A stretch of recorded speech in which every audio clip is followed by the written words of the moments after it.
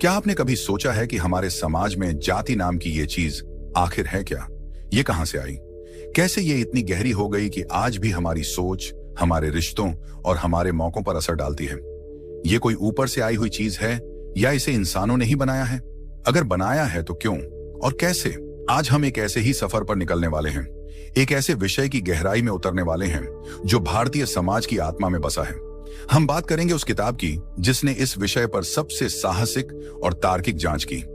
ये audio book doctor Bhimrao Ramji Ambedkar के मशहूर शोध पत्र पर आधारित है, जिसका नाम है भारत में जातियां, उनकी प्रणाली, उत्पत्ति और विकास। ये ऑडियो बुक कुछ लंबी हो सकती है, इसलिए हमारी सलाह है कि आप इस वीडियो को कहीं शेयर कर लें या सेव कर लें, ताकि आप इसे अपनी सुविधा के अनुसार छोटे छोटे हिस्सों में ब्रेक ले लेकर सुन सकें। तो चलिए बिना किसी देरी के दिमाग के दरवाजे खोलते हैं और डॉक्टर अंबेडकर के साथ इस बौद्धिक यात्रा की शुरुआत करते हैं, ये समझने के लिए कि आखिर जाति का असली सच क्या है। अध्याय नंबर 1, जाति का रहस्य। एक ऐसा पिंजरा जिसकी चाबी बाहर नहीं, अंदर है। दोस्तों, जब हम जाति के बारे में सोचते हैं तो हमारे दिमाग में क्या आता है? शायद ऊंच नीच, भेदभाव, कुछ रिवाज या फिर बस एक नाम जो हमारे साथ संबंधित है। हम में से ज्यादातर लोग इसे एक ऐसी सच्चाई मानकर जीते हैं जिसके बारे में हम ज्यादा सवाल नहीं करते। ये बस है क्योंकि ये हमेशा से थी। लेकिन क्या ये वाकई इतना सीधा है? डॉक्टर अंबेडकर अपनी बात यहीं से शुरू करते हैं। वो कहते हैं कि अगर हमें किसी समस्या को सुलझाना है तो पहले हमें यह समझना होगा कि वो समस्या असल में है क्या। और जाति को समझना किसी पहेली को सुलझाने जैसा है। दुनिया भर के महान महान विद्वानों ने इसे समझने की कोशिश की। किसी ने कहा यह रंग भेद पर आधारित है, किसी ने कहा यह काम के बंटवारे पर आधारित है, तो किसी ने इसे धर्म से संबंधित कर दिया। लेकिन कोई भी परिभाषा ऐसी नहीं थी जो पूरी तरह से यह बता सके कि भारतीय जाति व्यवस्था असल में काम कैसे करती है। डॉक्टर अंबेडकर हमें बताते हैं कि जाति की सबसे अहम खासियत इसका अनोखापन है। यह दुनिया के किसी भी दूसरे सोशल सिस्टम या सामाजिक व्यवस्था जैसी नहीं है। यह सिर्फ काम का बंटवारा नहीं है, क्योंकि अगर ऐसा होता तो काम बदलने से जाति बदल जानी चाहिए थी, पर ऐसा नहीं होता। यह सिर्फ नस्ल या खून की शुद्धता पर आधारित नहीं है, क्योंकि भारत में अलग अलग जातियों के लोग शारीरिक रूप से एक जैसे ही दिखते हैं। तो फिर यह है क्या? वो एक बहुत गहरी बात कहते हैं। वो कहते हैं कि जाति एक बंद वर्ग है, एक एनक्लोज्ड क्लास। अब आप पूछेंगे कि इसका क्या मतलब हुआ? इसे ऐसे समझिए, मान लीजिए समाज में अलग अलग काम करने वालों के ग्रुप हैं, जैसे टीचर, सैनिक, व्यापारी। ये सब क्लास या वर्ग हैं। एक व्यापारी का बेटा सीख समझकर टीचर बन सकता है और एक टीचर का बेटा व्यापार कर सकता है। यहाँ दरवाजे खुले हैं, आप एक वर्ग से दूसरे वर्ग में जा सकते हैं। लेकिन जाति एक ऐसा वर्ग है जिसके दरवाजे चारों तरफ से बंद कर दिए गए हैं। जो जिस जाति में पैदा हुआ वो उसी में मरेगा। वो बाहर नहीं जा सकता और कोई बाहर वाला अंदर नहीं आ सकता। ये एक ऐसा पिंजरा है जिसे समाज ने ही बनाया है। और इसकी सबसे डरावनी बात यह है कि इस पिंजरे पर ताला बाहर से नहीं, अंदर से लगा है। हर जाति खुद ही इस पिंजरे को मजबूत करती है। वो खुद ही ये सुनिश्चित करती है कि कोई सदस्य बाहर न जाए और कोई बाहरी अंदर न आए। ये कैसे होता है? यही इस पूरी ऑडियो बुक का सबसे अहम रहस्य है, जिसे हम परत दर परत खोलेंगे। डॉक्टर अंबेडकर हमें किसी गाइड की तरह उंगली थामकर उस रास्ते पर ले जाते हैं जहां हमें जाति का असली चेहरा दिखाई देता है। वो हमें बताते हैं कि जाति कोई दैवीय चीज नहीं है, ये कोई प्राकृतिक नियम नहीं है। ये इंसानों द्वारा बनाया गया एक बहुत ही सोचा समझा सामाजिक तंत्र है, एक मैकेनिज्म है। इसे किसी खास मकसद से बनाया गया और फिर इसे धर्म और परंपरा की चाशनी में लपेटकर ऐसा बना दिया गया कि लोग इसे भगवान का दिया हुआ मानकर सदियों तक ढोते रहे। तो सबसे पहला सबक जो हमें यहाँ सीखना है वो ये है कि किसी भी चीज को आंख बंद करके स्वीकार मत कीजिए। सवाल पूछिए, जाति क्या है? ये क्यों है? ये कैसे काम करती है? जब आप ये सवाल पूछना शुरू करेंगे तभी आप उस पिंजरे को देख पाएंगे जिसमें हम सब किसी न किसी रूप में कैद हैं। ये पिंजरा सिर्फ तथाकथित नीची जातियों के लिए नहीं है, ये ऊंची जातियों के लिए भी है।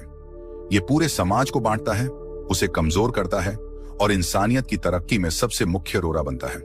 डॉक्टर अंबेडकर की यह जांच सिर्फ एक अकादमिक अभ्यास नहीं है, ये हमारे समाज का एक्सरे है। ये हमें वो बीमारियां दिखाती है जो हमें बाहर से नजर नहीं आती, लेकिन जो अंदर ही अंदर हमें खोखला कर रही हैं। तो क्या आप तैयार हैं इस एक्सरे को और ध्यान से देखने के लिए? क्या आप जानना चाहते हैं कि वो कौन सी एक चीज है जो इस पूरे जाति के पिंजरे को उपस्थित रखती है? वो कौन सा गोंद है जो इन बंद दरवाजों को हमेशा के लिए सील कर देता है? इसका जवाब हमें अगले अध्याय में मिलेगा, जहां हम जाति की आत्मा में झांकेंगे। लेकिन उससे पहले मैं चाहता हूं कि आप कमेंट्स में सवाल पूछो, लिखें। ये खुद को याद दिलाने के लिए कि ज्ञान का पहला कदम सवाल पूछना ही है। चलिए इस रहस्य को और गहरा खोदते हैं। अध्याय नंबर 2, बंद दरवाजों का समाज, जाति वर्ग से अलग कैसे है। पिछले अध्याय में हमने एक बहुत जरूरी सवाल पर बात खत्म की थी कि जाति आखिर है क्या, और हमने डॉक्टर अंबेडकर के दिए हुए जवाब को समझा था कि जाति एक बंद वर्ग है। लेकिन यह बात शायद अभी भी पूरी तरह साफ न हुई हो। वर्ग और जाति में आखिर इतना अहम फर्क क्या है? चलिए इसे एक कहानी से समझते हैं। मान लीजिए एक बहुत विशाल शहर है। उस शहर में अलग अलग मोहल्ले हैं। एक मोहल्ला डॉक्टरों का है, एक इंजीनियरों का, एक वकीलों का और एक व्यापारियों का। ये सब वर्ग हैं। कोई भी इंसान मेहनत करके, शिक्षा लेकर या अपना हुनर दिखाकर एक मोहल्ले से दूसरे मोहल्ले में जाकर बस सकता है। एक व्यापारी का बच्चा डॉक्टर बन सकता है और एक डॉक्टर का बच्चा व्यापार संभाल सकता है। यहाँ कोई रोक टोक नहीं है, दरवाजे खुले हैं। ये हुआ एक खुला समाज, जिसे हम वर्ग व्यवस्था कह सकते हैं। अब कल्पना कीजिए एक दूसरे शहर की। इस शहर में भी ऐसे ही मोहल्ले हैं, लेकिन यहाँ एक अजीब नियम है। जो जिस मोहल्ले में पैदा हुआ वो अपनी पूरी जिंदगी उसी मोहल्ले में गुजारेगा। वो दूसरे मोहल्ले में जाकर नहीं बस सकता, चाहे वो कितना भी काबिल क्यों ना हो। और न ही किसी दूसरे मोहल्ले का व्यक्ति उसके मोहल्ले में आ सकता है। हर मोहल्ले ने अपनी ऊंची ऊंची दीवारें बना ली हैं। ये है जाति व्यवस्था, ये है बंद दरवाजों का समाज। डॉक्टर अंबेडकर इसी फर्क को बहुत गहराई से समझाते हैं। वो कहते हैं कि आधुनिक समाज या पश्चिमी समाज वर्ग पर आधारित है। वहां आपकी सामाजिक हैसियत आपकी काबिलियत, आपकी दौलत और आपकी शिक्षा से तय होती है, जिसे आप बदल सकते हैं। लेकिन भारतीय समाज जाति पर आधारित है, जहां आपकी हैसियत आपके जन्म से तय हो जाती है, जिसे आप चाहकर भी नहीं बदल सकते। ये सबसे मुख्य और सबसे क्रूर फर्क है। जाति आपके ऊपर एक ऐसा ठप्पा लगा देती है जो कभी नहीं मिटता। आप चाहे कितने भी अमीर हो जाएं, कितने भी महान विद्वान बन जाएं, आपकी जाति आपका साथ नहीं त्यागती। ये एक अदृश्य जेल की तरह है, जिसकी दीवारें हमें दिखती नहीं पर महसूस हर पल होती हैं। अब सवाल ये उठता है कि ये दीवारें, ये बंद दरवाजे बनाए कैसे जाते हैं? इन्हें मजबूत कैसे रखा जाता है? क्या कोई पुलिस है जो पहरा देती है? नहीं, इसका मैकेनिज्म, इसका तंत्र और भी ज्यादा खतरनाक है, क्योंकि ये समाज के अंदर ही काम करता है। इस तंत्र का सबसे महत्वपूर्ण हिस्सा है शादी। जी हाँ, विवाह। डॉक्टर अंबेडकर कहते हैं कि जाति को जिंदा रखने वाला सबसे अहम हथियार है सजातीय विवाह या एंडोगैमी। इसका मतलब है अपनी ही जाति के अंदर शादी करना। यही वो ताला है जो इन दरवाजों को हमेशा के लिए बंद रखता है। जब एक जाति का व्यक्ति किसी दूसरी जाति में शादी नहीं कर सकता, तो खून का रिश्ता बाहर बन ही नहीं सकता। जब रिश्ते नहीं बनेंगे तो अपनापन कैसे आएगा? समाज एक कैसे होगा? हर जाति अपनी एक अलग दुनिया बसा लेती है, अपने अलग रीति रिवाज, अपने अलग नियम और अपनी अलग पहचान बना लेती है। और इस नियम का उल्लंघन करने वाले को समाज से बाहर निकाल दिया जाता है, उसे कड़ी से कड़ी सजा दी जाती है। यही डर लोगों को इस नियम को मानने पर मजबूर करता है। तो जाति सिर्फ जन्म पर आधारित नहीं है, ये शादी के नियमों पर भी आधारित है। और यही वो चीज है जो इसे दुनिया की बाकी सामाजिक व्यवस्थाओं से बिल्कुल अलग और ज्यादा मजबूत बनाती है। आप सोच कर देखिए, कितना शक्तिशाली विचार है ये। समाज को हजारों टुकड़ों में विखंडित करने के लिए आपको बस एक नियम बनाना है कि कोई भी अपनी बेटी या बेटे की शादी अपनी जाति से बाहर नहीं करेगा। बस बाकी काम समाज खुद कर लेगा। नफरत, भेदभाव, ऊंच नीच, ये सब इसी एक नियम से पैदा होने वाले जहर हैं। जब आप किसी समूह से रोटी बेटी का रिश्ता ही नहीं रखेंगे, तो आप उसे कभी भी अपने बराबर का कैसे समझ सकते हैं? वो हमेशा दूसरा या पराया ही बना रहेगा। डॉक्टर अंबेडकर ने इस नस को थाम लिया था। उन्होंने समझ लिया था कि अगर जाति के पिंजरे को समाप्त करना है, तो सबसे पहला हथौड़ा इसी सजातीय विवाह की दीवार पर मारना होगा। जब तक ये दीवार उपस्थित है, तब तक आप कितनी भी बातें कर लें, ये वो इंजन है जो सदियों से जाति के वाहन को चला रहा है। इसने हमें एक राष्ट्र बनने से रोका है। हम एक देश तो हैं, पर क्या हम एक समाज बन पाए हैं? ये एक बहुत अहम सवाल है। हम हिंदू, मुस्लिम, सिख, ईसाई होने से पहले और भारतीय होने से भी पहले अपनी अपनी जातियों में बंटे हुए हैं। ये एक कड़ी सच्चाई है, लेकिन ये सच्चाई हमें स्वीकार करनी होगी, तभी हम इससे मुकाबला करने का रास्ता खोज पाएंगे। लेकिन अब एक और भी गहरा सवाल उठता है। ये सजातीय विवाह का नियम तो ठीक है, पर इसे लागू करने में एक बहुत ही गंभीर प्रैक्टिकल समस्या आती है। क्या है वो समस्या?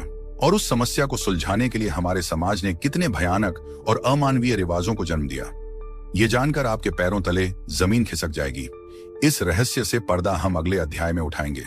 अगर आपको हमारी ये कोशिश अच्छी लग रही है और आप चाहते हैं कि हम ऐसे ही ज्ञानवर्धक ऑडियो बुक आपके लिए लाते रहें, तो ऑडियो बुक लेजेंड्स चैनल को सब्सक्राइब करना ना भूलें। आपका एक सब्सक्राइब हमें और मेहनत करने की प्रेरणा देता है। अध्याय नंबर 3, शादी का वो बंधन जो समाज को विखंडित करता है, सजातीय विवाह का सच। दोस्तों, पिछले अध्याय में हमने ये समझा कि सजातीय विवाह यानी अपनी ही जाति में शादी करना वो मजबूत दीवार है जो जाति व्यवस्था को उपस्थित रखती है। ये एक ऐसा नियम है जो समाज को हजारों टुकड़ों में बांट देता है। लेकिन क्या आपने कभी सोचा है कि इस एक नियम को सख्ती से लागू करने में कितनी गंभीर मुश्किलें आती होंगी? डॉक्टर अंबेडकर हमें इसी मुश्किल की तरफ ले जाते हैं। वो एक बहुत ही प्रैक्टिकल और लॉजिकल सवाल पूछते हैं। मान लीजिए एक छोटा सा समूह है, एक जाति है जिसने ये फैसला कर लिया कि वो अपनी कन्याओं और बालकों की शादी समूह से बाहर नहीं करेंगे। अब होता क्या है, हर समाज में बालकों और कन्याओं की संख्या हमेशा बराबर तो नहीं होती, और अगर होती भी है तो एक ही समय पर शादी के लायक बालकों और कन्याओं की संख्या बराबर हो यह जरूरी नहीं है। किसी भी समय या तो शादी के लायक बालक ज्यादा होंगे या कन्याएं। चलिए इसे एक उदाहरण से समझते हैं। मान लीजिए एक जाति में शादी के लायक 10 बालक हैं और 12 कन्याएं हैं। अब 10 बालकों की शादी तो 10 कन्याओं से हो जाएगी, लेकिन बाकी बची 2 कन्याओं का क्या होगा? नियम के हिसाब से वो अपनी जाति से बाहर शादी कर नहीं सकती और जाति के अंदर शादी के लायक बालक हैं नहीं, तो समाज इन अतिरिक्त या सरप्लस कन्याओं का क्या करेगा? इसी तरह अगर 10 कन्याएं हैं और 12 बालक हैं तो 10 कन्याओं की शादी 10 बालकों से हो जाएगी, पर बाकी बचे 2 अतिरिक्त बालकों का क्या होगा? ये एक बहुत गंभीर सामाजिक समस्या है। अगर इस समस्या का हल नहीं निकाला गया तो ये अतिरिक्त बालक या कन्याएं नियम का उल्लंघन करके अपनी जाति से बाहर शादी कर लेंगे, और अगर ऐसा हुआ तो फिर जाति का पूरा ढांचा ही ढह जाएगा। जाति बचेगी ही नहीं। तो जाति को बनाए रखने के लिए इस अतिरिक्त मर्द और औरत की समस्या का कोई ना कोई हल निकालना ही होगा। यहीं पर डॉक्टर अंबेडकर भारतीय समाज के सबसे काले और दर्दनाक सच को उजागर करते हैं। वो बताते हैं कि इस समस्या से निपटने के लिए ही हमारे समाज ने कुछ बहुत ही क्रूर और अमानवीय प्रथाओं को जन्म दिया। चलिए पहले अतिरिक्त औरत की समस्या को देखते हैं। जब किसी औरत का पति मर जाता है तो वो विधवा हो जाती है। अब वो दोबारा शादी के लिए उपलब्ध है, लेकिन हो सकता है कि उसकी उम्र के या शादी के लायक मर्द उसकी जाति में ना हो। ऐसे में वो एक अतिरिक्त या सरप्लस औरत बन जाती है, जिससे ये खतरा है कि वो किसी दूसरी जाति के मर्द से शादी कर सकती है। इस खतरे को हमेशा के लिए खत्म करने का सबसे आसान और भयानक तरीका क्या है? उसे उसके पति की चिता पर जिंदा जला दो। जी हाँ, सती प्रथा। डॉक्टर अंबेडकर तर्क देते हैं कि सती प्रथा का एक मुख्य कारण यही था, विधवा को दोबारा शादी के बाजार में आने से ही रोक देना, ताकि वो जाति का नियम न तोड़ सके। ये सुनकर रूह कांप जाती है कि एक सामाजिक नियम को बनाए रखने के लिए इंसान कितना गिर सकता है। और अगर सती प्रथा का पालन नहीं किया जाता था तो दूसरा तरीका था विधवा को जीवन भर के लिए शादी करने से रोक देना, उसके बाल मुंडवा देना, उसे बदसूरत बना देना, उसे सफेद वस्त्र पहनाना और उसे हर तरह के सुख और श्रृंगार से वंचित कर देना, उसे इतना अशुभ बना देना कि कोई उससे शादी करने के बारे में सोचे भी नहीं। ये झबरन विधवापन का नियम भी उसी समस्या का हल था। उसे समाज में जिंदा तो रखा जाता था, लेकिन एक जीती जागती लाश की तरह, ताकि वो जाति की दीवारों को लांघ न सके। ये सब क्यों? सिर्फ इसलिए ताकि वो बंद दरवाजे हमेशा बंद रहें। ये औरत की अस्मिता, उसकी इच्छाओं और उसके जीवन के अधिकार से भी ज्यादा जरूरी समझा गया। क्या आप सोच सकते हैं कि एक सामाजिक व्यवस्था को बनाए रखने के लिए कितनी विशाल कीमत औरतों को चुकानी होती थी? अब सवाल उठता है, अतिरिक्त मर्द का क्या? जब शादी के लायक मर्द ज्यादा होते थे और औरतें कम, तो क्या होता था? यहां भी समाज ने एक रास्ता निकाला, बाल विवाह। नन्ही नन्ही बच्चियों की शादी उनसे उम्र में कई गुना विशाल मर्दों से कर दी जाती थी। इससे यह सुनिश्चित हो जाता था कि कोई भी मर्द कुंवारा न रह जाए, और अगर किसी मर्द की पत्नी मर भी जाती थी तो उसके लिए दूसरी पत्नी खोजना आसान होता था, क्योंकि वो किसी भी उम्र की कन्या से शादी कर सकता था, चाहे वो बच्ची ही क्यों ना हो। इससे मर्दों की अतिरिक्त होने की समस्या तो हल हो गई, लेकिन इसने अनगिनत बच्चियों का बचपन और उनका भविष्य छीन लिया। एक बेमेल शादी में उन्हें झोंक दिया गया, जहां उनकी कोई खुशी, कोई मर्जी नहीं थी। ये सब कुछ एक ही लक्ष्य को पूरा करने के लिए किया जा रहा था, और वो लक्ष्य था सजातीय विवाह के नियम को किसी भी कीमत पर बनाए रखना। तो अब आप समझ रहे हैं कि जाति सिर्फ एक पहचान नहीं है, ये एक पूरा सिस्टम है, एक पूरा तंत्र है, और इस तंत्र को चलाने के लिए सती प्रथा, जबरन विधवापन और बाल विवाह जैसे भयानक रिवाजों का तेल इस्तेमाल किया गया। ये सब कोई अचानक पैदा हुई कुरीतियां नहीं थी। डॉक्टर अंबेडकर के अनुसार ये सब जाति को बनाए रखने के लिए सोचे समझे समाधान थे। ये वो कीमत थी जो हमारे समाज ने अपनी सामाजिक संरचना को बनाए रखने के लिए चुकाई, और जिसकी सबसे विशाल भुक्तभोगी हमेशा औरतें रहीं। अब तस्वीर कुछ और साफ हो रही है। जाति का पिंजरा कितना मजबूत है और इसकी नींव कितनी गहरी है, इसका अंदाजा अब हमें लग रहा है। लेकिन ये नियम बनाए किसने? ये व्यवस्था शुरू कहां से हुई? क्या सारी जातियां एक साथ बनी, या कोई एक जाति थी जिसने ये सब शुरू किया और बाकी सब ने उसकी नकल की? इन सवालों के जवाब हमें इस कहानी के और भी रोमांचक स्थान पर ले जाएंगे, जिसे हम अगले अध्याय में खोजेंगे। अध्याय नंबर 4, एक समाज, एक नियम, या हर जाति का अपना कानून। पिछले अध्यायों में हमने देखा कि कैसे सजातीय विवाह का एक नियम जाति व्यवस्था की रीढ़ की हड्डी है, और कैसे इस नियम को बनाए रखने के लिए सती प्रथा और बाल विवाह जैसी क्रूर प्रथाओं का जन्म हुआ। अब जरा सोचिए, जब हजारों जातियां बन गईं और हर जाति ने खुद को एक बंद किले में तब्दील कर दिया, तो समाज कैसे चलेगा? क्या पूरे देश के लिए, पूरे समाज के लिए कोई एक कानून था, या हर किले का अपना अलग कानून, अपना अलग राजा था? डॉक्टर अंबेडकर इसी सवाल की गहराई में उतरते हैं और हमें बताते हैं कि जाति व्यवस्था ने न सिर्फ समाज को बांटा, बल्कि इसने कानून और नैतिकता की धारणा को भी बदल दिया। इसने एक अजीब सी स्थिति पैदा कर दी, जहां समाज जैसी कोई चीज ही नहीं बची, बस जातियों का समूह बचा। इसे समझने के लिए कल्पना कीजिए कि भारत एक देश नहीं, बल्कि यूरोप की तरह छोटे छोटे देशों का एक महाद्वीप है। हर जाति अपने आप में एक छोटा सा देश है। उसकी अपनी सीमाएं हैं जो शादी ब्याह के नियमों से तय होती हैं। उसके अपने नागरिक हैं जो जन्म से उसके सदस्य होते हैं, और सबसे जरूरी बात, उसके अपने कानून और अपनी पंचायत है। हर जाति की अपनी एक आचार संहिता होती थी। क्या खाना है, क्या पहनना है, किससे बात करनी है, किसके हाथ का पानी पीना है, ये सब कुछ जाति के नियमों से तय होता था। और अगर कोई इन नियमों का उल्लंघन करता था तो उसे सजा देने का हक भी उसी जाति की पंचायत को होता था। राजा या देश का कानून वहां तक पहुंच ही नहीं पाता था। जाति अपने आप में एक सरकार थी। इसे जाति पंचायत कहते थे। यही पंचायत तय करती थी कि जाति के अंदर के झगड़े कैसे सुलझाए जाएंगे, और अगर कोई सदस्य जाति के बाहर के किसी व्यक्ति से कोई संबंध बनाता है तो उसे क्या सजा दी जाएगी। इस व्यवस्था का सबसे मुख्य नुकसान यह हुआ कि लोगों की वफादारी अपने देश या समाज के प्रति नहीं, बल्कि अपनी जाति के प्रति हो गई। उनके लिए सही गलत का पैमाना इंसानियत या राष्ट्रीय कानून नहीं, बल्कि जाति का नियम बन गया। अगर जाति कहती थी कि दूसरी जाति के व्यक्ति को छूना पाप है, तो वो पाप था। अगर जाति कहती थी कि अपनी विधवा बेटी को दोबारा शादी करने देना अधर्म है, तो वो अधर्म था। लोगों का जमीर, उनकी नैतिकता, उनकी सोच, सब कुछ जाति के दायरे में सिमट कर रह गया। इसने एक बहुत ही खतरनाक मानसिकता को जन्म दिया। वो मानसिकता थी हम बनाम वो।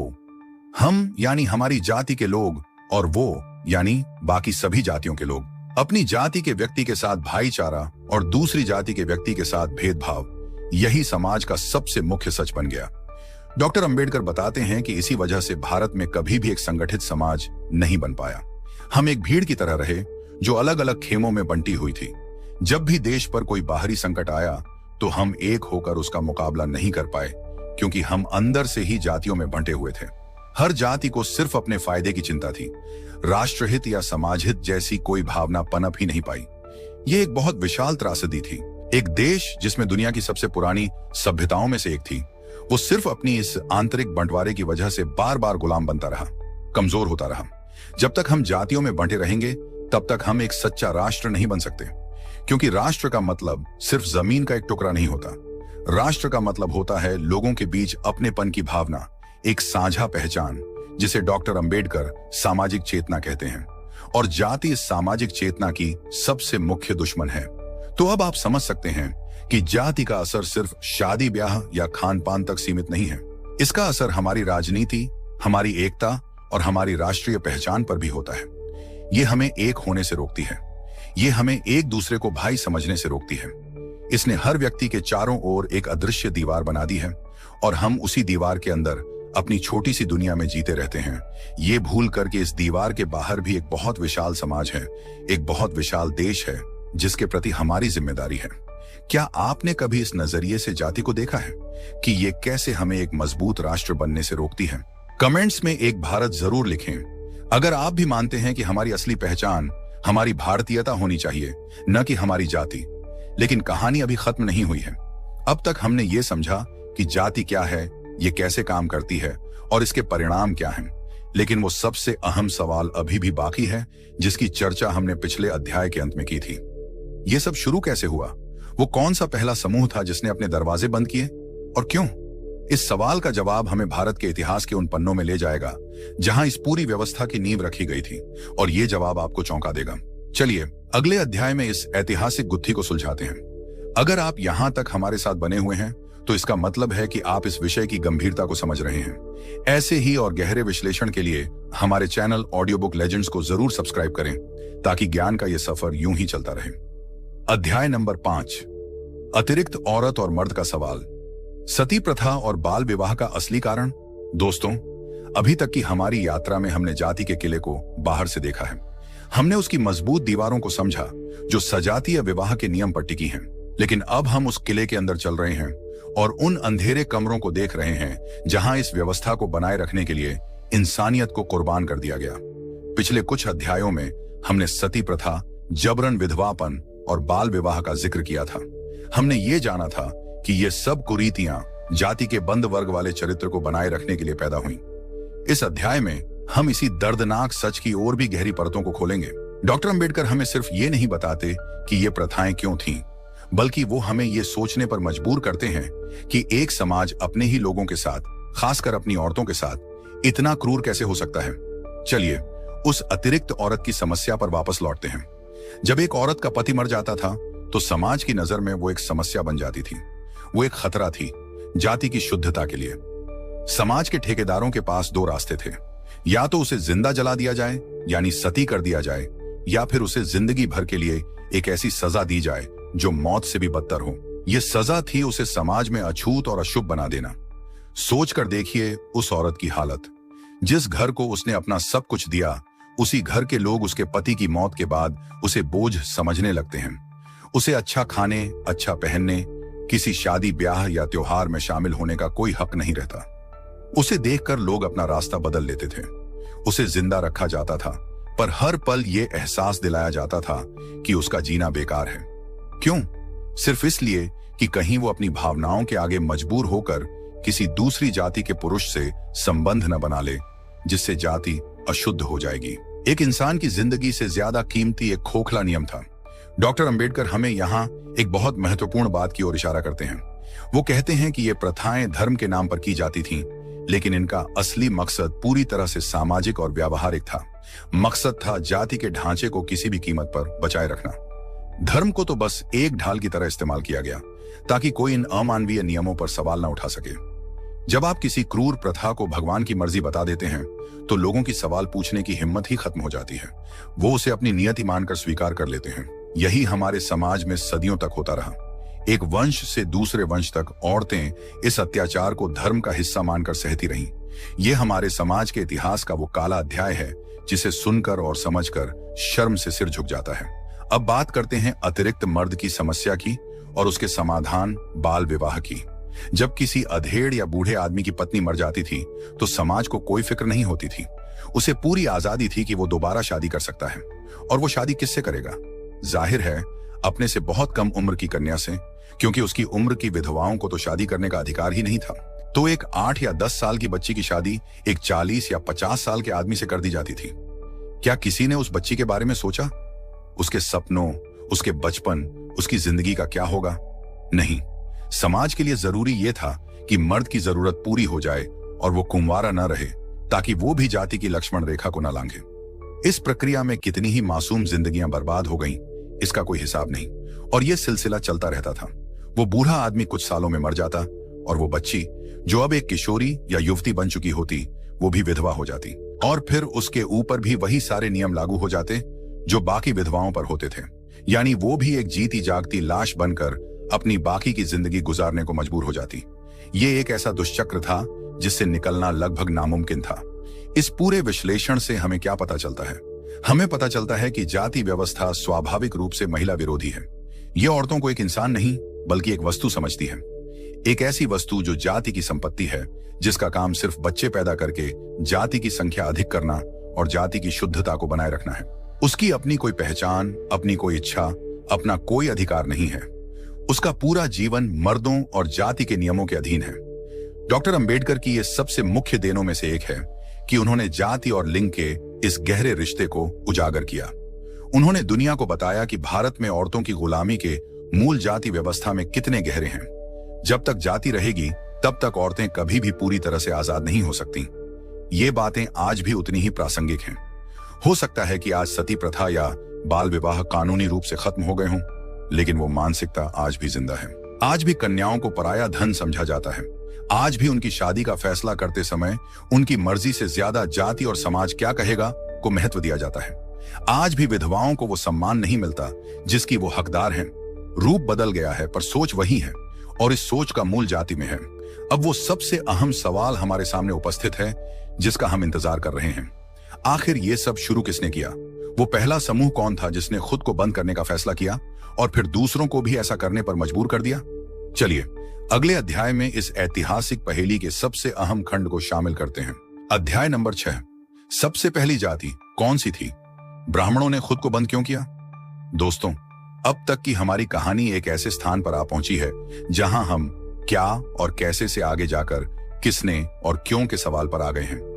हमने ये जान लिया है कि जाति एक बंद वर्ग है जिसे सजातीय विवाह के जरिए जिंदा रखा जाता है। हमने ये भी देख लिया कि इस व्यवस्था को बनाए रखने के लिए कितनी भयानक कुर्बानियां दी गई। लेकिन यह सब शुरू कहां से हुआ? कौन था वो पहला वास्तुकार जिसने इस सामाजिक इमारत का नक्शा बनाया? डॉक्टर अंबेडकर इस सवाल का जवाब देने के लिए किसी पर दोष मढ़ने की कोशिश नहीं करते, बल्कि वो एक समाज शास्त्री की तरह तर्कों और सबूतों के आधार पर इस गुत्थी को सुलझाते हैं। वो कहते हैं कि समाज में हमेशा से अलग अलग काम करने वाले लोगों के समूह रहे हैं, जैसे पुजारी वर्ग, योद्धा वर्ग, व्यापारी वर्ग और मजदूर वर्ग। ये वर्ग पूरी दुनिया में थे और हैं, भारत में भी थे। इन्हें वर्ण कहा जाता था। लेकिन भारत में ये वर्ग जाति में कैसे बदल गए? किसी एक वर्ग ने ऐसा क्या किया कि बाकी सब भी उसकी राह पर चल निकले? डॉक्टर अंबेडकर अपनी जांच में इस नतीजे पर पहुंचते हैं कि यह प्रक्रिया पुजारी वर्ग यानी ब्राह्मणों से शुरू हुई। वही वो पहला समूह था जिसने खुद को एक बंद वर्ग बनाया। उन्होंने अपने समूह के चारों ओर सजातीय विवाह की एक मजबूत दीवार बना दी। उन्होंने नियम बना दिया कि कोई भी ब्राह्मण अपनी जाति से बाहर शादी नहीं करेगा और न ही किसी बाहरी को अपने समूह में शादी के जरिए आने देगा। अब सवाल उठता है कि उन्होंने ऐसा क्यों किया? इसके पीछे कोई गहरी सामाजिक और मनोवैज्ञानिक वजह रही होगी। उस समय के समाज में पुरोहितों या पुजारियों का एक बहुत ही सम्मानजनक स्थान था। वो ज्ञान, शिक्षा और धार्मिक कर्मकांडों के केंद्र थे। अपनी इस विशेष और ऊंची स्थिति को बनाए रखने के लिए, उसे खास बनाए रखने के लिए उन्होंने खुद को बाकी समाज से अलग थलग करना जरूरी समझा। उन्होंने सोचा कि अगर वो आम लोगों के साथ घुल मिल जाएंगे, उनके साथ रोटी बेटी का रिश्ता रखेंगे, तो उनकी विशिष्टता और उनका सम्मान कम हो जाएगा। ये एक तरह की सामाजिक रणनीति थी, अपनी सत्ता और अपने ऊंचे दर्जे को हमेशा के लिए सुरक्षित करने का एक तरीका। जब उन्होंने खुद को एक बंद किले में कैद कर लिया तो वो समाज के बाकी हिस्सों से ऊपर उठ गए, वो खास बन गए। उनका ये कदम एक नजीर बन गया, एक मिसाल बन गया। समाज की एक बहुत ही आम प्रवृत्ति होती है जिसे नकल करना या इमिटेशन कहते हैं। लोग हमेशा उस समूह की नकल करना चाहते हैं जो समाज में सबसे ऊपर और सबसे सम्मानित माना जाता है। जब बाकी वर्गों ने, जैसे योद्धाओं और व्यापारियों ने, देखा कि ब्राह्मणों ने खुद को बंद करके समाज में सर्वोच्च स्थान हासिल कर लिया है, तो उनके मन में भी वैसा ही करने की इच्छा जागी। उन्हें लगा कि अगर हम भी अपने समूह को बंद कर लेंगे, अपनी जाति बना लेंगे, तो शायद हमें भी समाज में ज्यादा सम्मान मिलेगा। और यहीं से जाति व्यवस्था के फैलने की शुरुआत हुई। डॉक्टर अंबेडकर ये साफ करते हैं कि उनका मतलब ये नहीं है कि ब्राह्मणों ने कोई मीटिंग बुलाकर ये साजिश रची थी। ये एक धीमी और क्रमिक प्रक्रिया थी जो सामाजिक मनोविज्ञान पर आधारित थी। ब्राह्मणों ने अनजाने में एक ऐसा ट्रेंड शुरू कर दिया जिसे बाद में सबने फॉलो किया। वो पहले थे जिन्होंने दरवाजा बंद किया और उन्हें देखकर बाकी सबने भी अपने अपने दरवाजे बंद करने शुरू कर दिए। जो वर्ग या समूह ब्राह्मणों के जितने करीब थे या जितने शक्तिशाली थे, उन्होंने पहले खुद को बंद किया, फिर उनसे नीचे वालों ने उनकी नकल की, और ये सिलसिला तब तक चलता रहा जब तक पूरा का पूरा समाज हजारों छोटे छोटे बंद कमरों में यानी जातियों में बंट नहीं गया। ये एक चेन रिएक्शन जैसा था। एक ने शुरू किया और फिर पूरा जंगल आग की चपेट में आ गया। इस थ्योरी को समझना बहुत जरूरी है क्योंकि ये हमें बताती है कि जाति व्यवस्था किसी एक व्यक्ति या समूह के दिमाग की उपज नहीं है, बल्कि ये सामाजिक प्रतिस्पर्धा और नकल करने की प्रवृत्ति का नतीजा है। ब्राह्मणों ने अपनी श्रेष्ठता बनाए रखने के लिए खुद को अलग किया और बाकी ने उनकी श्रेष्ठता की नकल करने के चक्कर में खुद को अलग कर लिया। और इस पूरी प्रक्रिया में जो समूह सबसे नीचे थे, जिनके पास न शक्ति थी न सम्मान, वो इस प्रतिस्पर्धा में सबसे पीछे रह गए। उन्हें भी जातियों में बांट दिया गया, लेकिन सबसे निचली जातियों में, और उनके ऊपर अछूत होने का कलंक लगा दिया गया। इस तरह जो समाज कभी वर्गों में बंटा था, वो एक पिरामिड जैसी जाति व्यवस्था में तब्दील हो गया, जिसमें ब्राह्मण सबसे ऊपर थे और बाकी सब क्रम से नीचे। तो जाति की उत्पत्ति का रहस्य ब्राह्मणों द्वारा खुद को एक बंद वर्ग बनाने और फिर बाकी समाज द्वारा उनकी नकल करने में छिपा है। ये एक ऐसा आइडिया था जो एक बार शुरू हुआ तो फैलता ही चला गया। इसने पूरे समाज को अपनी गिरफ्त में ले लिया। लेकिन क्या सिर्फ नकल करना ही काफी था, या इस व्यवस्था को मजबूत करने के लिए कुछ और भी किया गया? कैसे धर्म ग्रंथों और शास्त्रों का इस्तेमाल इस सामाजिक बंटवारे को सही ठहराने के लिए किया गया? ये कहानी का एक और दिलचस्प पहलू है, जिसे हम अगले अध्याय में समझेंगे। हम देखेंगे कि कैसे एक सामाजिक प्रथा को धार्मिक नियम का चोला पहना दिया गया। अगर आप डॉक्टर अंबेडकर के इन क्रांतिकारी विचारों को और लोगों तक पहुंचाना चाहते हैं, तो इस ऑडियो बुक को अपने दोस्तों और परिवार के साथ शेयर जरूर करें। ज्ञान बांटने से अधिक होता है। और अगर अभी तक आपने ऑडियो बुक लेजेंड्स को सब्सक्राइब नहीं किया है, तो अभी कर लीजिए, ताकि आप कोई भी महत्वपूर्ण अध्याय मिस न करें। अध्याय नंबर 7, नकल से बनी हजारों जातियां, देखा देखी का सामाजिक सिद्धांत। पिछले अध्याय में हमने एक बहुत ही क्रांतिकारी विचार को समझा कि जाति व्यवस्था की शुरुआत ब्राह्मण वर्ग द्वारा खुद को एक बंद जाति में तब्दील करने से हुई। लेकिन एक जाति से हजारों जातियां कैसे बन गईं? इस सवाल का जवाब नकल या इमिटेशन के सिद्धांत में छिपा है, जिसकी बात हमने की थी। इस अध्याय में हम इसी सिद्धांत को और विस्तार से समझेंगे। ये सिद्धांत सिर्फ ये नहीं बताता कि जातियां कैसे बनी, बल्कि ये मानव स्वभाव और समाज के काम करने के तरीके के बारे में भी बहुत कुछ बताता है। इंसान एक सामाजिक प्राणी है और वो हमेशा दूसरों को देखकर सीखता है और व्यवहार करता है। खासकर वो उन लोगों की तरह बनना चाहता है जिन्हें वो अपने से बेहतर या ज्यादा सफल मानता है। समाज शास्त्र में इसे स्टेटस या प्रतिष्ठा की चाह कहते हैं। हर कोई समाज में ऊंचा उठना चाहता है। अब उस समय के भारतीय समाज की कल्पना कीजिए। ब्राह्मणों ने खुद को सबसे अलग और सबसे पवित्र घोषित कर दिया।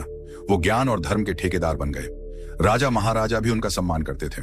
जाहिर है वो समाज में प्रतिष्ठा के शिखर पर थे। अब जो दूसरे शक्तिशाली वर्ग थे, जैसे क्षत्रिय योद्धा और शासक वर्ग, उन्होंने देखा कि ब्राह्मणों का मॉडल बहुत सफल है। अपनी पहचान को खास और ऊंचा बनाए रखने का ये एक अचूक फॉर्मूला है। तो उन्होंने भी ब्राह्मणों की नकल की। उन्होंने भी अपने वर्ग के चारों ओर सजातीय विवाह की दीवारें बना दी और खुद को एक बंद जाति बना लिया। उन्होंने भी अपने नियम कानून बना लिए। वो कहने लगे कि हम भी श्रेष्ठ हैं क्योंकि हम राज करते हैं, हम रक्षा करते हैं। इस तरह ब्राह्मणों के बाद क्षत्रियों ने भी खुद को एक जाति के रूप में स्थापित कर लिया।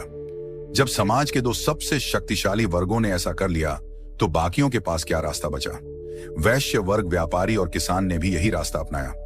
उन्हें लगा कि अगर समाज में सम्मान से जीना है, तो हमें भी अपनी एक अलग और बंद पहचान बनानी होगी।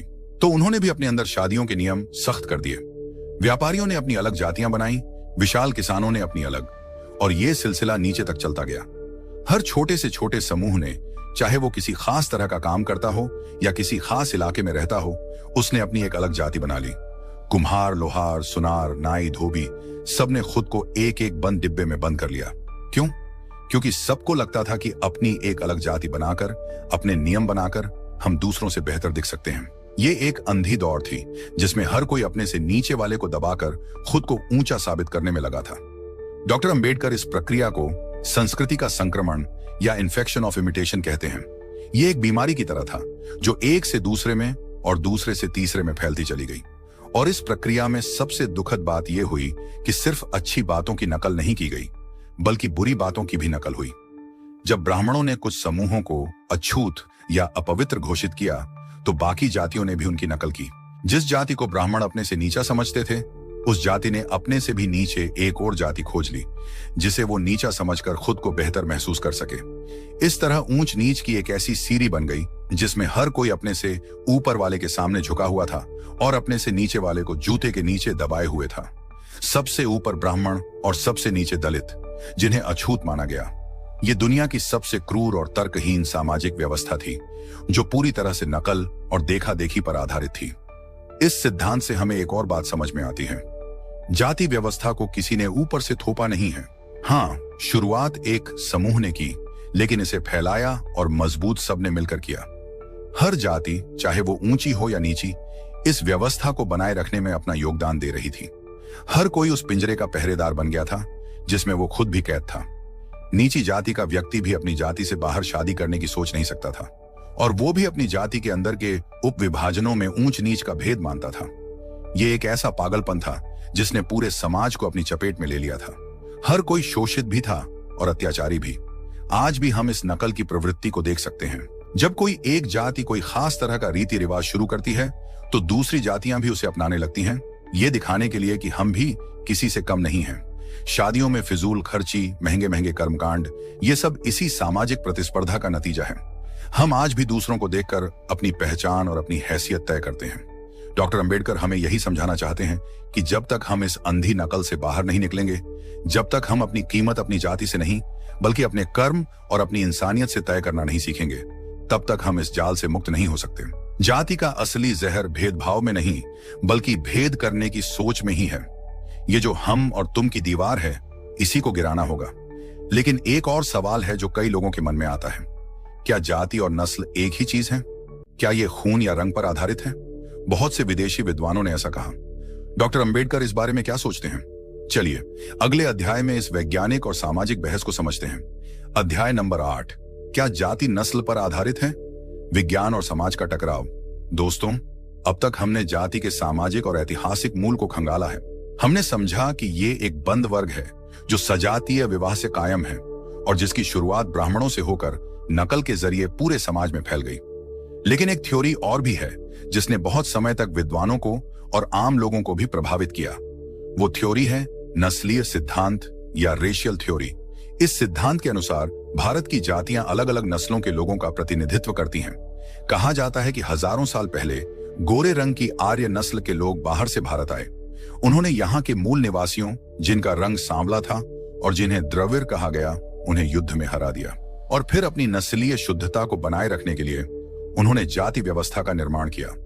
इस थ्योरी के हिसाब से ऊंची जातियां, खासकर ब्राह्मण, उन्हीं आर्यों के वंशज हैं और नीची जातियां और दलित पराजित हुए मूल निवासियों के वंशज हैं। ये सुनने में बहुत सीधी और सरल लगती है और बहुत से अंग्रेज और भारतीय विद्वानों ने इसे सच माना। लेकिन डॉक्टर अंबेडकर एक सच्चे वैज्ञानिक की तरह किसी भी बात को बिना परखे स्वीकार नहीं करते। वो इस नस्लीय सिद्धांत की धज्जियां उड़ा देते हैं। वो कहते हैं कि अगर ये सिद्धांत सच होता तो भारत की अलग अलग जातियों के लोगों में शारीरिक बनावट, नाक नक्शे और रंग रूप में बहुत स्पष्ट अंतर दिखाई देना चाहिए था। ऊंची जातियों के लोग एक तरह के दिखने चाहिए थे और नीची जातियों के लोग बिल्कुल अलग तरह के। लेकिन क्या असल में ऐसा है? डॉक्टर अंबेडकर कहते हैं, बिल्कुल नहीं। वो उस समय के वैज्ञानिक अध्ययनों का हवाला देते हैं जिनमें लोगों के सिर का आकार, नाक की लंबाई चौड़ाई और शारीरिक बनावट को मापा गया था। इन अध्ययनों से ये साफ हो गया था कि भारत के अलग अलग हिस्सों में रहने वाले ब्राह्मण, दलित या किसी भी दूसरी जाति के लोगों में कोई खास नस्लीय अंतर नहीं है। पंजाब का ब्राह्मण और पंजाब का दलित शारीरिक रूप से एक जैसे ही हैं। इसी तरह तमिलनाडु का ब्राह्मण और तमिलनाडु का दलित भी एक ही नस्लीय समूह का हिस्सा लगते हैं। ये एक बहुत विशाल खुलासा था। इसका मतलब था कि जाति का खून, नस्ल या वंश की शुद्धता से कोई लेना देना नहीं है। ये पूरी तरह से एक सामाजिक रचना है, न कि कोई जैविक सच्चाई। हम सब, चाहे किसी भी जाति के हों, हजारों सालों से इसी मिट्टी पर रहते आए हैं और हमारा खून आपस में मिला जुला है। कोई भी जाति ये दावा नहीं कर सकती कि वो शुद्ध नस्ल की है। डॉक्टर अंबेडकर ने इस तर्क से उस झूठे गर्व और घमंड की नींव पर ही चोट कर दी जो ऊंची जातियां अपनी तथाकथित आर्य नस्ल पर करती थीं। उन्होंने विज्ञान का सहारा लेकर यह साबित कर दिया कि ऊंच नीच का ये पूरा खेल मन ग्रंथ है, इसका हकीकत से कोई वास्ता नहीं है। तो फिर ये नस्लीय सिद्धांत इतना लोकप्रिय क्यों हुआ? इसके पीछे अंग्रेजों की फूट डालो और राज करो की नीति भी एक मुख्य कारण थी। उन्होंने इस थ्योरी को बढ़ावा दिया ताकि भारतीय समाज हमेशा के लिए उत्तर भारतीय आर्य और दक्षिण भारतीय द्रविड़ में और ऊंची जाति और नीची जाति में बंटा रहे और कभी भी एक होकर उनके खिलाफ उपस्थित न हो सके। और कई भारतीय विद्वानों ने भी बिना सोचे समझे इस पश्चिमी सिद्धांत को अपना लिया। लेकिन डॉक्टर अंबेडकर ने हमें एक नई दृष्टि दी। उन्होंने हमें बताया कि अपनी समस्याओं को समझने के लिए हमें पश्चिम की ओर देखने की जरूरत नहीं है। जवाब हमारे अपने समाज के अंदर ही छिपा है और वो जवाब नस्ल में नहीं बल्कि सामाजिक संरचना में है, सजातीय विवाह के नियम में है, नकल करने की प्रवृत्ति में है। ये समझना आज भी बहुत जरूरी है। आज भी बहुत से लोग अपनी जाति को अपनी नस्ल से संबंधित करके देखते हैं और खुद को श्रेष्ठ और दूसरों को हीन समझते हैं। ये पूरी तरह से अवैज्ञानिक और झूठा है। विज्ञान ये साबित कर चुका है कि सभी इंसान एक ही नस्ल होमोसेपियंस का हिस्सा हैं। हमारी चमड़ी का रंग या नाक का आकार सिर्फ भौगोलिक परिस्थितियों का नतीजा है। इसका हमारी काबिलियत या हमारे चरित्र से कोई लेना देना नहीं है। डॉक्टर अंबेडकर हमें एक वैज्ञानिक सोच अपनाने के लिए प्रेरित करते हैं। वो कहते हैं कि हमें धर्म और परंपरा की उन बातों को आंख बंद करके नहीं मान लेना चाहिए जो तर्क और विज्ञान की कसौटी पर खरी न उतरती हों। तो जाति नस्ल नहीं है, ये एक विचार है, एक मानसिकता है, एक ऐसा सामाजिक रोग है जो एक वंश से दूसरे वंश तक हमारे दिमाग में डाला गया है। ये खून में नहीं, हमारी सोच में है। और अगर ये हमारी सोच में है तो इसे हम अपनी सोच से निकाल भी सकते हैं। लेकिन सवाल यह है कि यह विचार हमारी सोच में इतना गहरा कैसे बैठ गया? इसका मनोविज्ञान क्या है? क्यों शिक्षित आधुनिक लोग भी जाति के बंधनों को समाप्त नहीं कर पाते? क्यों हम आज भी इस व्यवस्था को ढो रहे हैं? इन सवालों के जवाब हमें इंसान के दिमाग की गहराइयों में ले जाएंगे। चलिए अगले अध्याय में जाति के मनोविज्ञान को समझने की कोशिश करते हैं। इस महत्वपूर्ण जानकारी को अपने तक ही न रखें। अगर आपको लगता है कि इस ऑडियो बुक से समाज में कोई सकारात्मक बदलाव आ सकता है तो इसे ज्यादा से ज्यादा शेयर करें। और अगर आपने अभी तक ऑडियो बुक लेजेंड्स को सब्सक्राइब नहीं किया है तो ये बिल्कुल सही समय है हमारे इस ज्ञान के मिशन से साथ आने का। अध्याय नंबर 9, जाति का मनोविज्ञान। हम इस व्यवस्था को आज भी क्यों ढो रहे हैं? दोस्तों, हमारी इस यात्रा के आखिरी चरण पर हम आ पहुंचे हैं। हमने जाति के इतिहास, उसकी संरचना, उसके भयानक परिणामों और उसके बारे में फैले भ्रमों को समझा। हमने जाना कि ये एक बंद वर्ग है जो सजातीय विवाह से चलता है, जिसकी शुरुआत नकल से हुई और जिसका नस्ल से कोई लेना देना नहीं है। लेकिन अब वो सबसे मुख्य और सबसे मुश्किल सवाल सामने है। अगर जाति इतनी ही बुरी, तर्कहीन और देश को कमजोर करने वाली चीज है तो ये आज भी जिंदा क्यों है? आजादी के इतने सालों बाद भी, इतने कानून बनने के बाद भी, इतनी शिक्षा फैलने के बाद भी हम इस जहर को अपनी नसों से निकाल क्यों नहीं पाए हैं? इसका जवाब किसी किताब या शास्त्र में नहीं, बल्कि हमारे और आपके दिमाग में, हमारे मनोविज्ञान में छिपा है। डॉक्टर अंबेडकर का विश्लेषण सिर्फ समाज शास्त्र तक सीमित नहीं था, वो एक गहरे मनोवैज्ञानिक भी थे। वो समझते थे कि जाति अब सिर्फ एक सामाजिक व्यवस्था नहीं रह गई है, ये एक मानसिक अवस्था बन चुकी है। ये हमारी सोच का, हमारी पहचान का हिस्सा बन गई है। सदियों से हमें यही सिखाया गया है कि हमारी पहचान हमारी जाति से है। तथाकथित ऊंची जातियों के लोगों के दिमाग में बचपन से ही ये भर दिया जाता है कि वो श्रेष्ठ हैं, वो खास हैं। ये उन्हें एक झूठा गर्व और अहंकार देता है। जाति उन्हें बिना कुछ किए ही एक सामाजिक हैसियत दे देती है। वो इस हैसियत को क्यों त्यागना चाहेंगे? इसे त्यागने का मतलब होगा अपनी झूठी श्रेष्ठता को त्यागना, और ये इंसान के अहंकार के लिए बहुत मुश्किल काम है। इसलिए वो जाने अनजाने में इस व्यवस्था का समर्थन करते रहते हैं, क्योंकि इससे उन्हें फायदा होता है।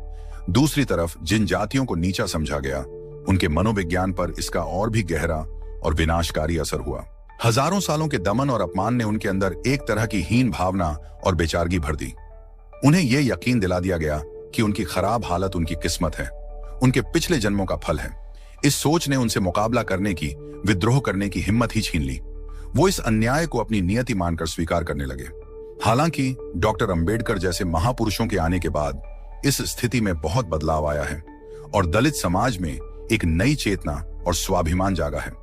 लेकिन आज भी कहीं ना कहीं वो हजारों साल का मानसिक बोझ अपना असर दिखाता है। जाति सिर्फ शारीरिक गुलामी नहीं थी, ये मानसिक गुलामी भी थी, और मानसिक गुलामी की जंजीरें समाप्त करना सबसे मुश्किल होता है। इसके अलावा एक और मुख्य मनोवैज्ञानिक कारण है, और वो है सुरक्षा की भावना।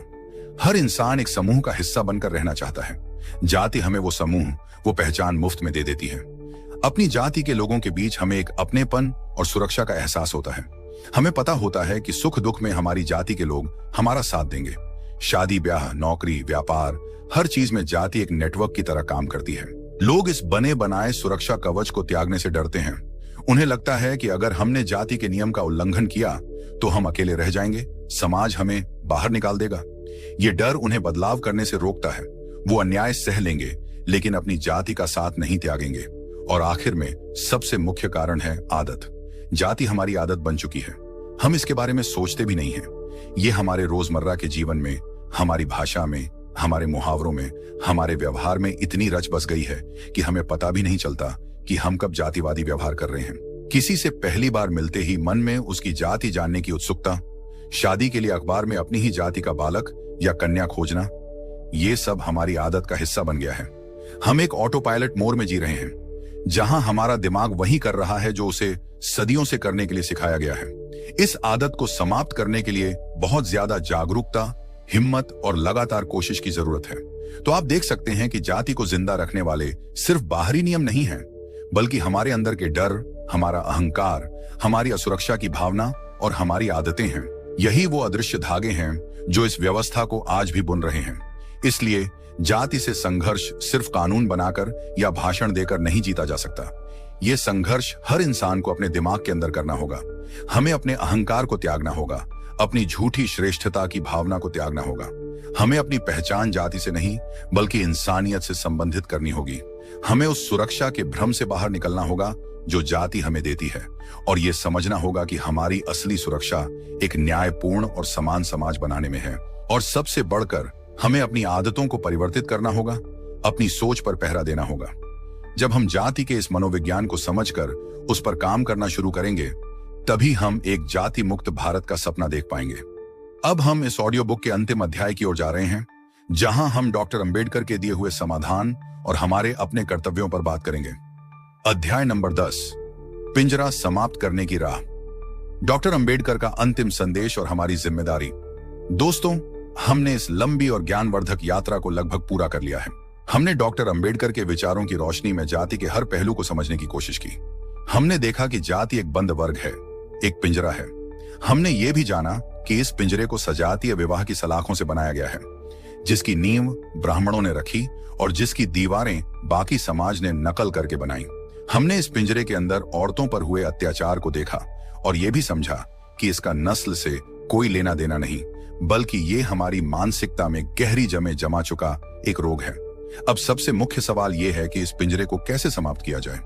क्या इसका कोई रास्ता है? डॉक्टर अंबेडकर सिर्फ समस्या बताकर नहीं रुकते, वो उसका समाधान भी देते हैं, और उनका दिया हुआ समाधान उतना ही क्रांतिकारी है जितने उनके विचार।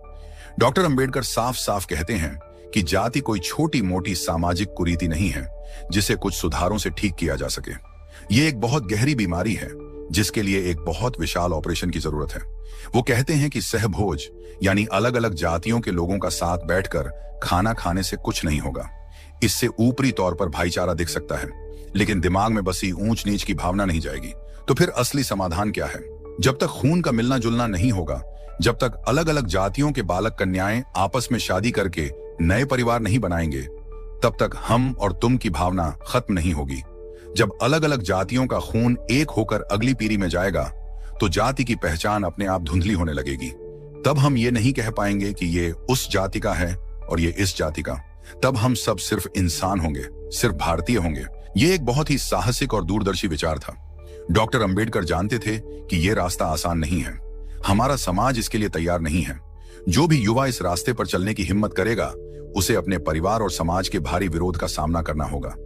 लेकिन वो ये भी जानते थे कि इसके अलावा कोई दूसरा रास्ता है ही नहीं। बाकी सब उपाय बस ऊपर ऊपर की लीपापोती हैं। असली इलाज यही है। जब तक हम अपनी बेटी और अपने बेटे की शादी के लिए जाति की दीवार को नहीं लांघेंगे, तब तक हम जातिवाद को खत्म करने की सिर्फ झूठी बातें करते रहेंगे। असली बदलाव तभी आएगा जब हमारा खून एक होगा, जब हमारे रिश्ते जातियों की सीमाओं को समाप्त कर देंगे। इसके साथ ही डॉक्टर अंबेडकर एक और बहुत जरूरी बात पर जोर देते हैं, वो है धार्मिक शास्त्रों और ग्रंथों पर सवाल उठाना। वो कहते हैं कि जाति व्यवस्था को सबसे ज्यादा मजबूती उन धार्मिक कहानियों और नियमों से मिली है जो ऊंच नीच और भेदभाव को सही ठहराते हैं। जब तक हम इन शास्त्रों को ईश्वर का वचन मानकर आंख बंद करके मानते रहेंगे, तब तक हम जाति की मानसिक गुलामी से आजाद नहीं हो सकते। हमें तर्क और विवेक का इस्तेमाल करना होगा। हमें धर्म की उन बातों को स्वीकार करना होगा जो हमें इंसानियत, करुणा और समानता सिखाती हैं, और उन बातों को हिम्मत के साथ नकारना होगा जो हमें बांटती हैं और एक इंसान को दूसरे इंसान से नफरत करना सिखाती हैं। हमें